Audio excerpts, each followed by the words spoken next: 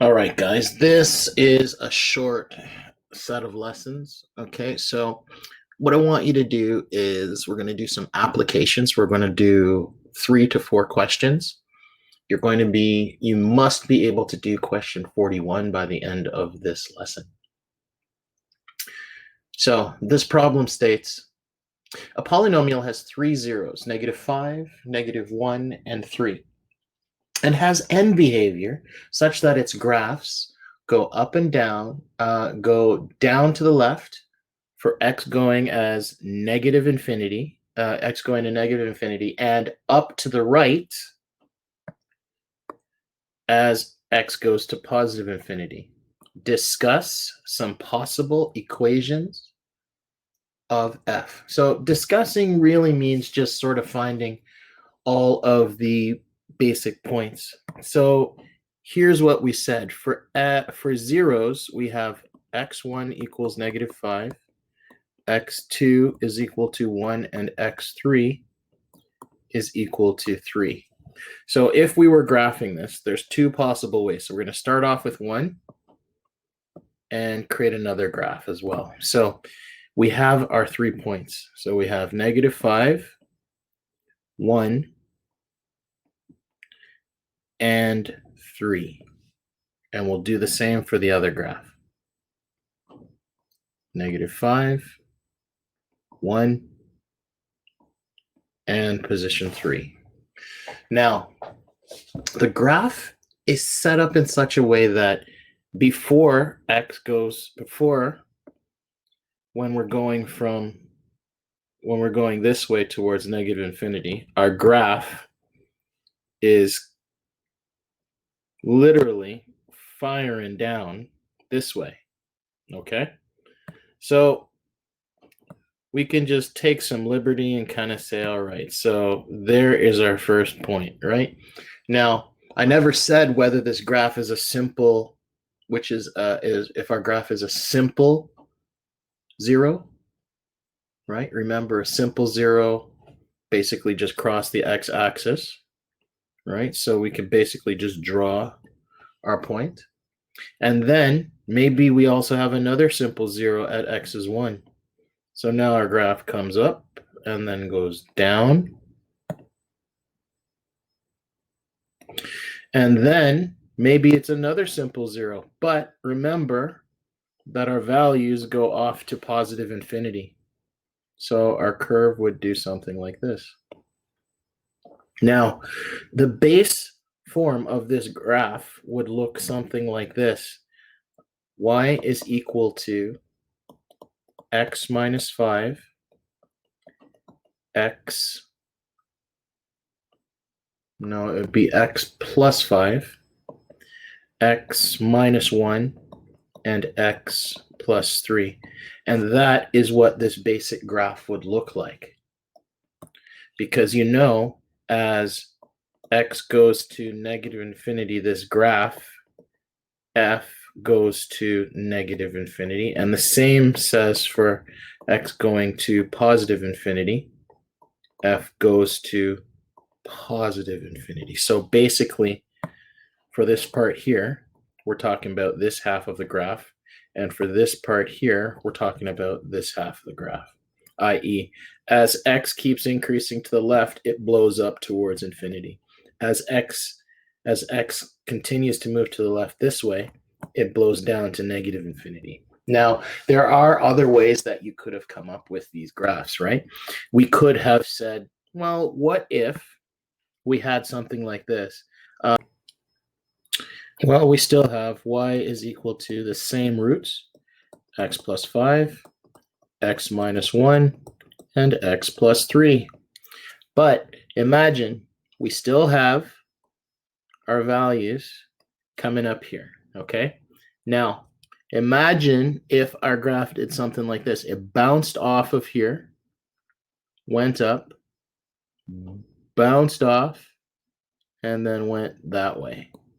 Now, for this portion of the graph, if it touches the x-axis, its power is still 2. because it kind of looks like an upside down parabola, doesn't it? Right? And then for this next point here, the simple thing here is that the multiplicity of this one could also be 2. And then for the last graph, since it just crosses the x-axis with no, almost like a straight line, it's just x plus x minus 3. Okay, so there we go. We're done. Let's go and take a look at our last problem of the day. So this is an example very similar to what you would have for question number 51 for the day. So I want you to be able to do this. So imagine that I have an open box to be made. And it's going to be made from a rectangular piece of cardboard by literally cutting the corners of the box so that you make an open topped box. Now, if the cardboard measures 40 centimeters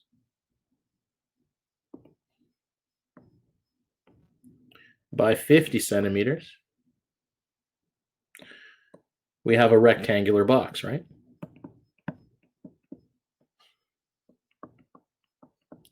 Now, the question is, what happens when you have your 40 and your 50, where you literally cut off a corner of the box, where each corner is x and x, and then this is x, and this is x, and then this is x. And you'll notice that all we're going to do is we're going to chop off these corners that we have here, okay? So if I wanted to describe the volume of the box that's created, you would say v of x is equal to, well, it's just the length times the width, right? Now, the length, I'm going to say, is 40 minus 2x. And the width is going to be 50 minus 2x. So the reason why it's minus 2x is because we're actually chopping out this corner of the box. So that's going to be the height. And then that's also going to be the height. So we're actually pulling those two off of the length. So the total is 40, and then we're taking off 2 x's from each side. So now, when we want the volume, remember, it's length times which gives us this base of our box. But there is a height that's associated with it, and that height is x. So now we just tack on x here, and here's what you have. You literally have, well, x, and now I'm going to factor out a 2 from the 40 minus 2x. So you're going to get 20 minus x. And then I'm going to factor out a 2 from the second bracket here of 50 minus 2x. So you're going to get 2 times 25 minus x. Now, these 2's that we have here in these brackets, I'm just going to highlight them. I'm eventually going to take those out and bring them to the front, because all of these here represent multiplication. So it's 2 times everything inside of the second bracket, okay? And 2 times the second bracket as well. So we end up with 4x. All right. So we got 4x, and then we have whatever's left over, 20 minus x times 25 minus x. Now, when you think about this, right? If we went and graphed this, this is the quickest way to graph it. The quickest way to find the domain is this. Take a moment and graph it.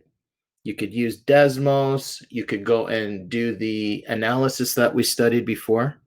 But your graph would look something like this. And on your graph, you'd have this as your 0. So you have x is 0 as your first value. You have x is 20 for here, for our second root.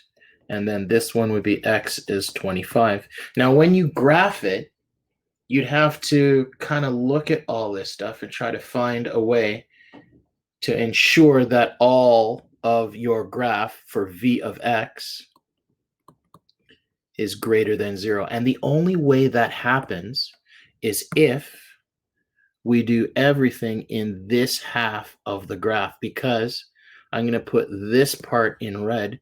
This part of the graph is below the y-axis. So we can only use points that go from here to here, but only in this half.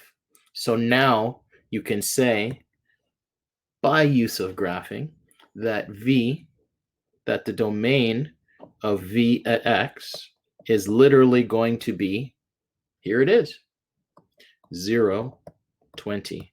So if you had done this with Desmos, you would have found your graph would look very similar to this, right?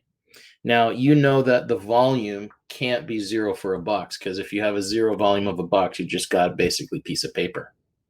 But that's why this value is greater than 0. Now, the other part is we have to go up to 20, but because we're only going up to 20, we can't have 20 because our original equation for our graph here, or our function, would be 0, which wouldn't give us what we're looking for, i.e. a volume of a box.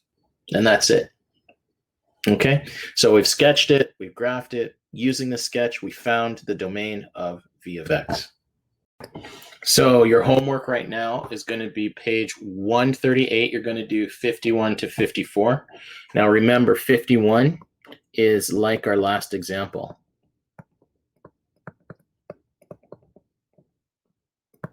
Make sure you do at least 3. Do at least 3 of these.